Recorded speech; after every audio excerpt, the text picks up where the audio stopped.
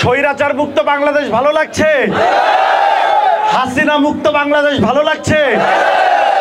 হাসিনা আওয়ামী লীগ ধ্বংস করে দিয়ে ভেঙে চলে গেছে।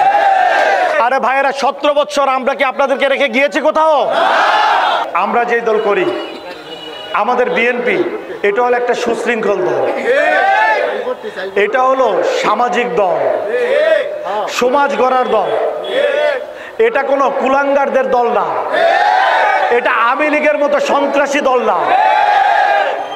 বিএনপি সততা এবং ইমানি দায়িত্বের কথা বলে।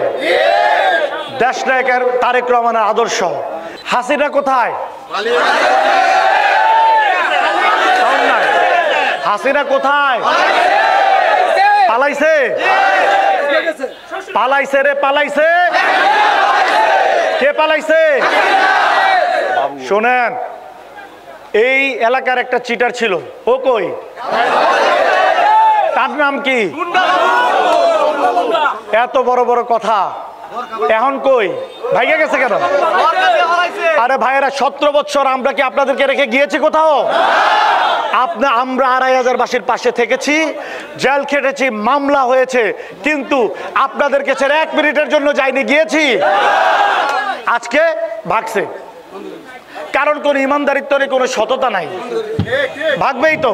বিশ্বমানের থার্মিক্স রড, সালাম স্টিল থার্মিক্স, দেশের একমাত্র থার্মিক্স রড। আর দেখেন, হাসিনা তো ভাগছে। হাসিনা আওয়ামী লীগ ধ্বংস করে দিয়ে ভেঙে চলে গেছে। এখন আওয়ামী লীগ বলতে কিছু আছে? নাই ভাইয়েরা। যাই হোক, সিসি হাসিনা, লজ্জায় বাসিনা, তারেক রহমান বীরের বেশে আসবে ফিরে বাংলাদেশে।